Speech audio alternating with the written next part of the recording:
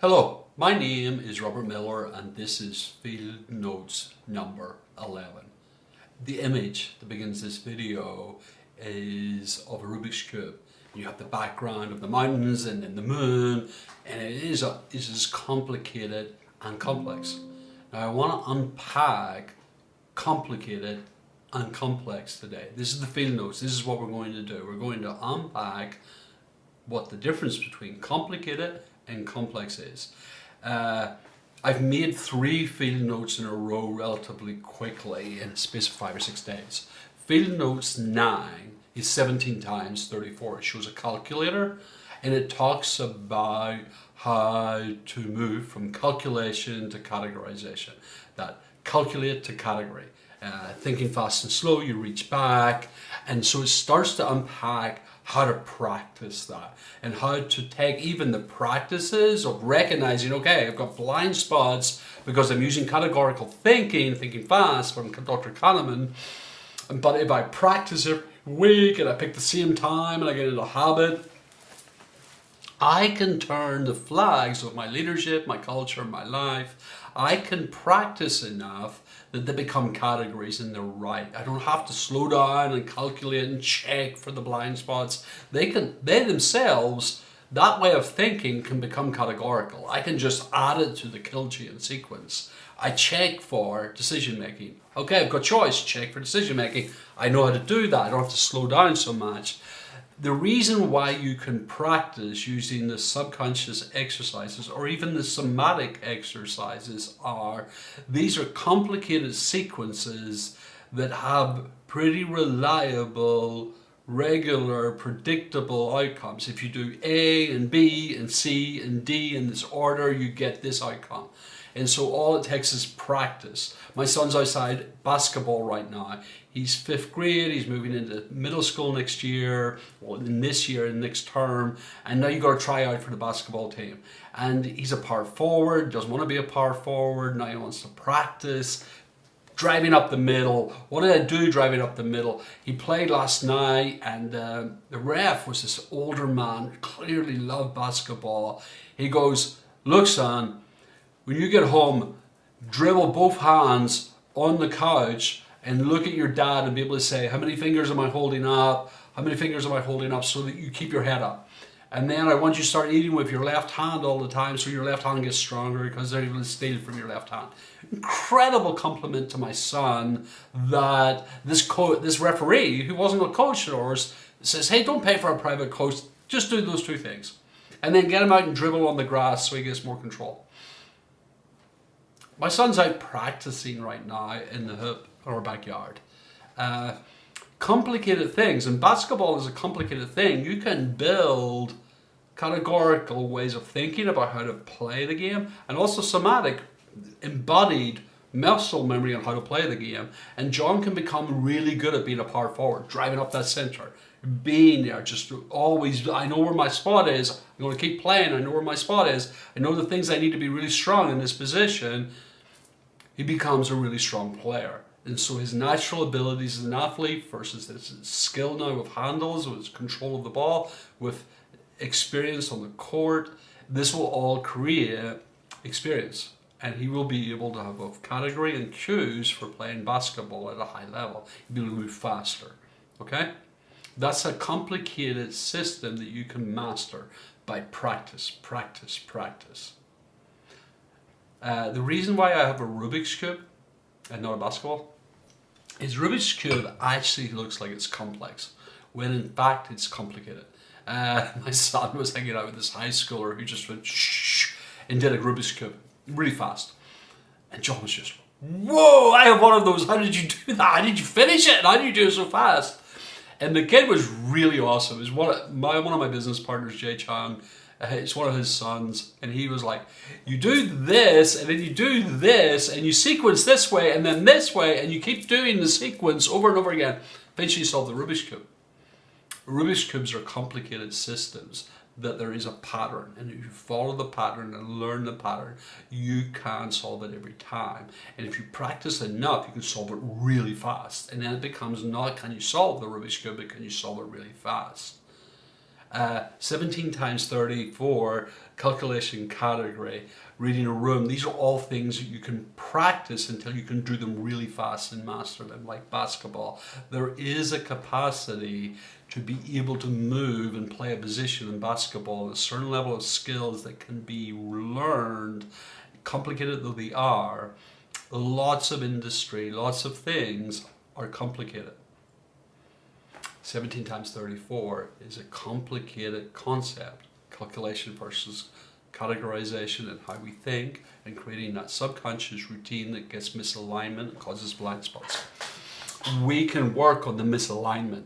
It's a complicated system, but it can be learned. And it's predictable. It doesn't change a lot. It's consistent. Okay, complex, my definition. These are really, really intensely novel situations. They will return as a novel situation time and time again. They're dynamic. You cannot predict what the next version of it will be. I cannot predict.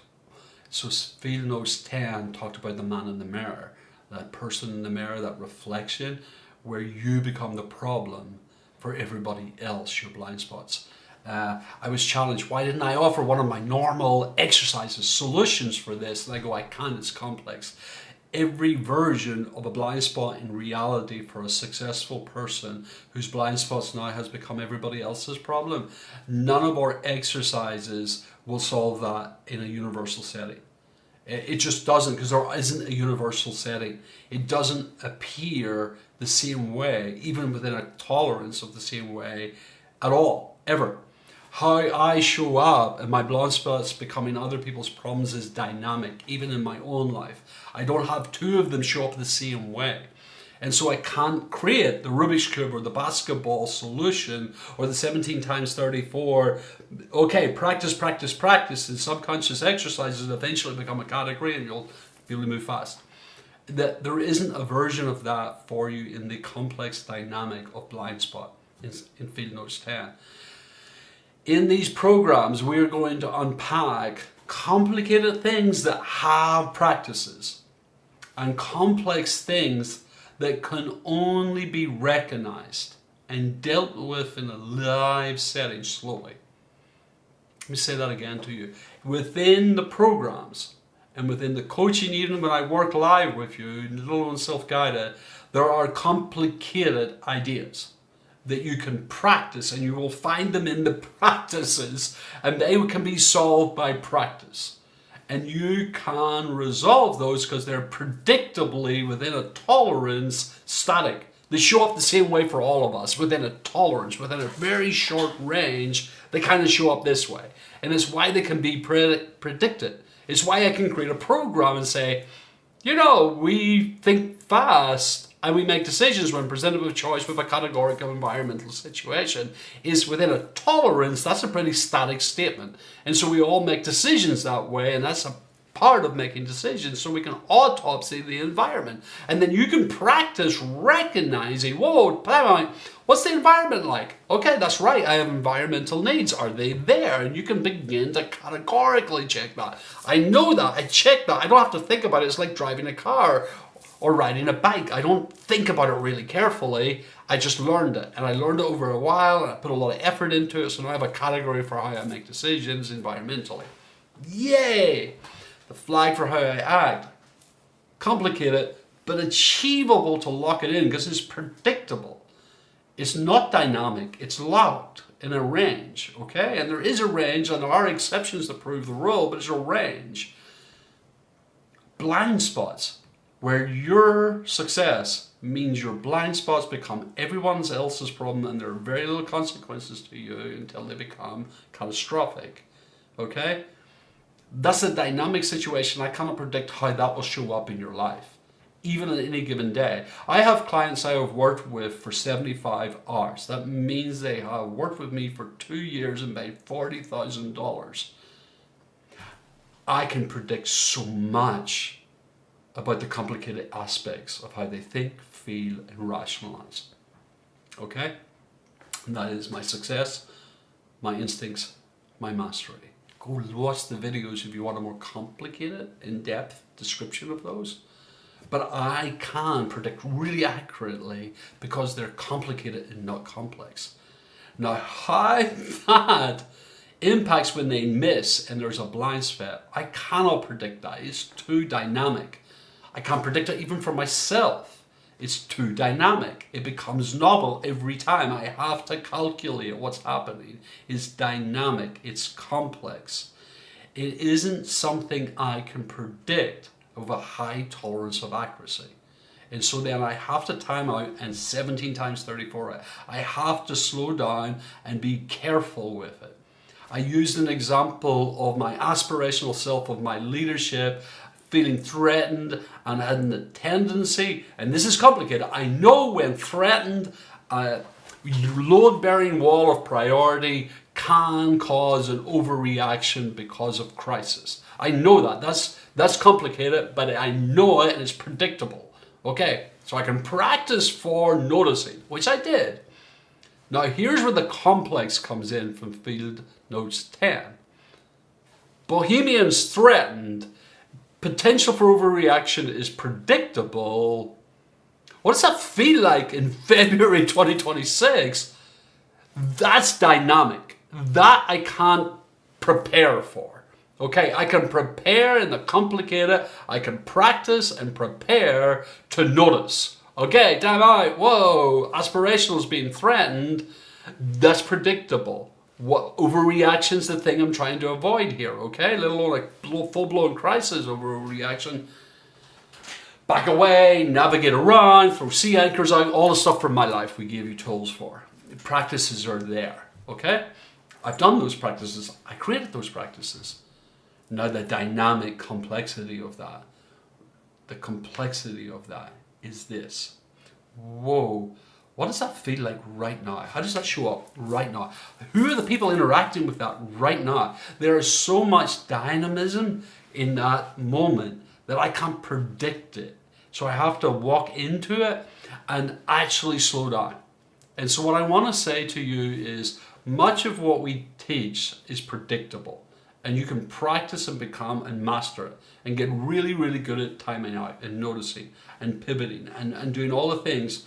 Naming, negotiating, navigating, you can do all these things. You can read a room really well. You can find the X in you. You can scan you to make sure you know where X factor is. You can read a room really well. You can move all the distractions, notice all the things you should pay attention to. You can do all of that because it's complicated, but achievable to practice and master. When you walk into the room and you're impacted by a blind spot, that is a novel, dynamic experience that will never repeat itself. When or if I overreact to the threat of my aspirational freedom becoming a nightmare, even a small, tiny storm in a teacup nightmare, I will never get to do that again. That one is a unique, one-of-a-kind, naked now, as it were, moment in time that's frozen. And it's dynamic and it's novel and it will not be repeated and it hasn't happened before. And so all I can do is deal with it live and hope that my abilities from all this practice will make me performatively strong enough to perform really well. Now I can put a lot of buffers around me to help that. And so what I want to say to you is when you're dealing with the complex, whether that is a blind spot based on your success or any one of a million other complex situations that do not repeat, what can help is to create a framework around you. And let me give you this. I use veto and voice. I have systems to check me. I have someone who has a veto in my life who can and will, without any reticence, call me out. My wife. So I have a veto in my life that says not just time out, no. And I will stop. I will monitor and manage everything I do based on that veto. That human being has a capacity to stop me in my tracks because some things I deal with are just too complex for me to do on my own. The other thing is I have a kitchen cabinet of advisors who have a voice into my life. And they can speak in and say, hey, I notice. And what that does is it creates a group of people who will say something when they see something. And if you give them the opportunity to be exposed to your life by you telling them what's happening, they will call you out. They will help you notice. And if you want to do it all by yourself, then good luck. I'm not good enough to deal with the dynamic one-of-a-time situations like blind spots where other people are paying because my success demands they tolerate me. I need Vito and voice in the room to help me. It's not a solution, it's a structural support because there are no practices you can do with the complicated. There is no 17 times 34 that becomes a category. What happens is you need framework and support in Vito and voice. That person who can tell you no and you will obey. Even if their authority is totally relational, and especially at some point it has to be that. And then the advisors who voice you will listen to ruthlessly and take seriously. They allow you to get a solid reflection that it isn't all on you. Don't go it alone. The dynamic complex requires help. It's a team sport. Thank you very much.